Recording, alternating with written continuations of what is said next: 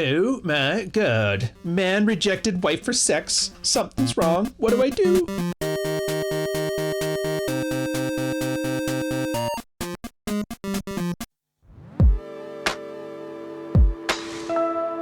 Welcome to the Vids Watch. It's Ryan. Hope you're enjoying yourselves. This is going to be a fun one. The guy rejected sex from his wife 2 days ago. Anything to learn, or is he supposed to just move on?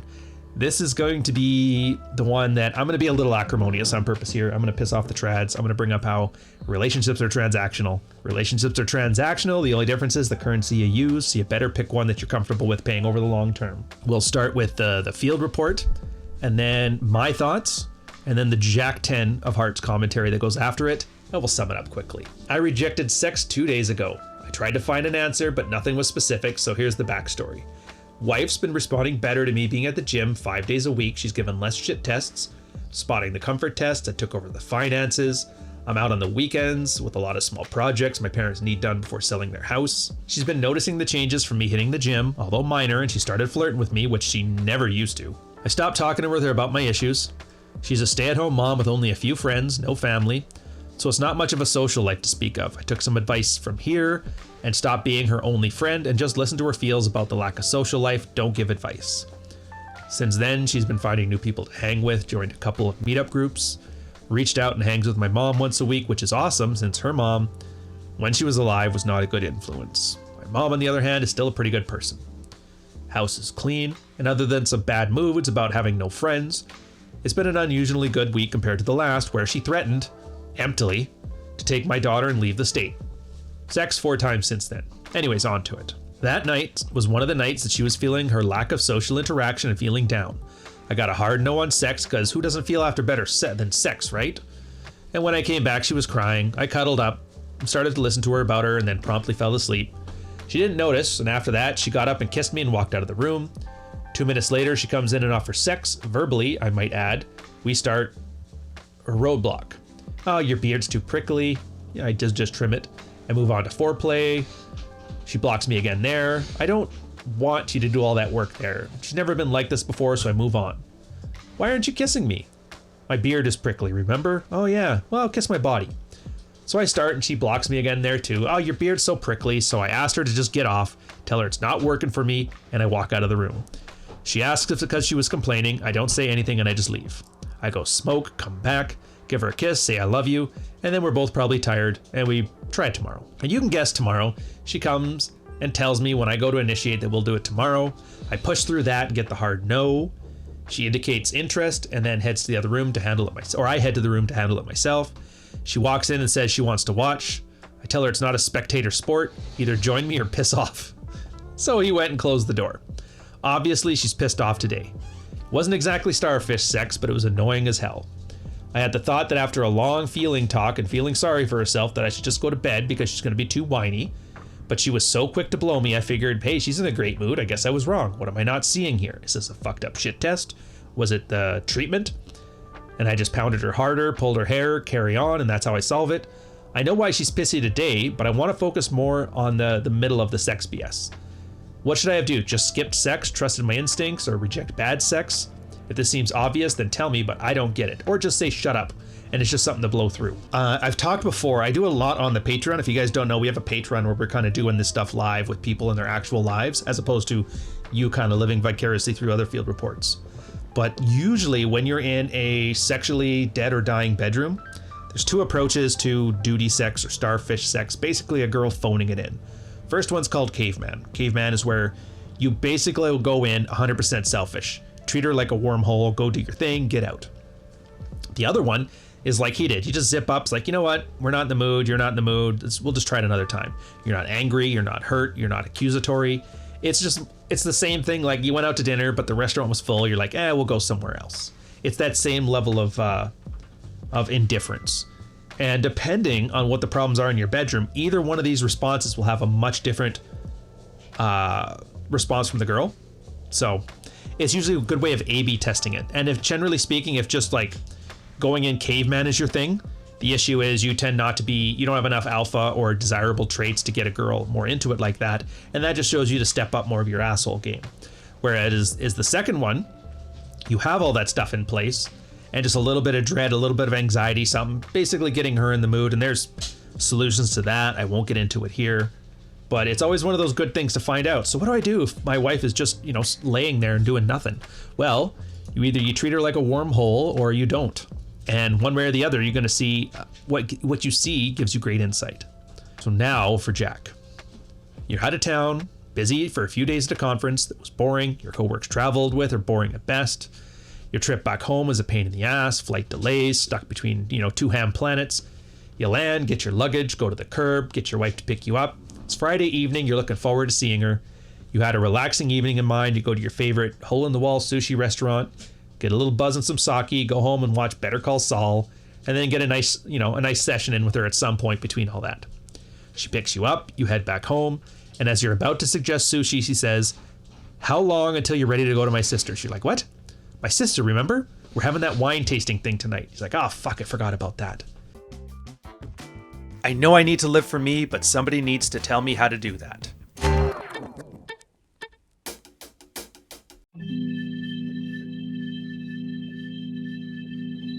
You don't mind her sister, but her and her husband love throwing these wine tasting parties that mostly consist of swirling red liquids in their wine glasses, talking about acidity and tannins.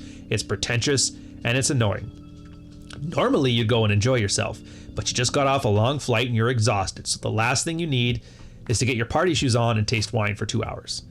You're like, "Look, babe, I'm beat." She's like, okay, that's fine. I'll just go and go home later. Great. Now your Friday evening with your wife is up in smoke. So instead of sushi, sake, and sex, you're ordering some Chinese food and drinking a Diet Coke. Your wife's disappointed, and she was eager to see you and wanted you to go. So why don't you stay home too, you suggest? We can go every time. You can miss one. She's like, "I've been bored all week, and if you're not for going out, I'll just assume you'll probably just want to take a shower and pass out, right?" You're like, "Oh, you want to hang out with your wife, you don't want to go to this party, and it looks like you're going to have to pick." You're like, "You know what? Fine, fuck it, I'll go. Give me a half hour to shower and get changed."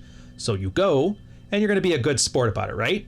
You want to hang out with your wife, you know what'll make her happy, except for once again, the universe conspires to throw annoyances in your way. Your shoes aren't comfortable, your shirts aren't ironed, you have to spend an extra 20 minutes getting stuff there, you're getting lost on the way, the wine comes out, you try and get yourself into a social mood, but you're just tired and cranky, your irritation builds, and by the time somebody talks about the structure of it, your wife can't stop asking questions about this goddamn trip to Spain that somebody's yapping about. And finally, some of that irritation erupts. It's red wine, who the fuck cares? Am I allowed to say that, Rob? Can I just say I don't like red wine without a fucking thesaurus? Is that okay with you? And Rob flinches at your overly aggressive response. A few people glance over, you sigh, you say you need some air, and you walk out. Your wife follows with the keys. Just take the car and go home. I'll stay. Why? Because of what I said to Rob. It's like, "Look, you clearly don't want to be here, so go home, get some rest. I'll stay over and get Alice, and she'll drop me off at your place tomorrow." And you're like, "Seriously, you're pissed at me?" She's like, "I'm not pissed, babe. I just wish that you knew you were going to act like this, because then I would have told you not to bother." So now it's your turn to sigh, but I just wanted to. She's like, "I just wanted to hang out with you." Never mind, you say, you grab the keys and go to the car tomorrow. The hell am I talking about? That's an analogy. This is basically, you're seeing the reciprocal of exactly what that field report is. So I hope the analogy behind the parable is clear. You want to spend time with your wife, but in this case, spending time with her was conditional on an activity you didn't really want to participate in. That's where your wife's head's at. She wanted companionship with you. She didn't want sex with you. And you made it clear that she doesn't get one without the other, so she tried to talk herself into having sex with you. At least then, maybe you'd have some pillow talk and cuddle or some shit. So basically, she negotiated her own desire. It's not your fault per se. There's obviously a lot better than you, it's obviously a lot better of a situation than you negotiating your desire, but it's still sort of the same problem. She wasn't really into it, but then when you withdrew, she felt bad, just as like you would have felt bad if you agreed to go to that party and then acted like a shithead. So if you want a general go-to move for this, you may want to consider suggesting you shower together. It's practical, you both get clean, it's intimate, you both get naked, but the transition to sexy times is a lot smoother. If she's talking and you're tuning out, the implicit message is, you either have to start trading sex for my attention or we're done here. And that trade, when it happens, is sometimes pretty abrupt. She'll just stop talking and then offer to have sex. In the shower, you can have a little conversation. Wash your body, she washes yours. More things you can do to tease out the foreplay. And if she just wants to talk and not fuck, well then whatever. You're still doing something practical, whether you took a shower by yourself or while she's babbling about something. What's the difference? It's not like you wasted your time. That way you might feel as if she's just yammering at you while you listen and do nothing. And this is the important part. Whether it's showering or something else, look for this attention for sex trade.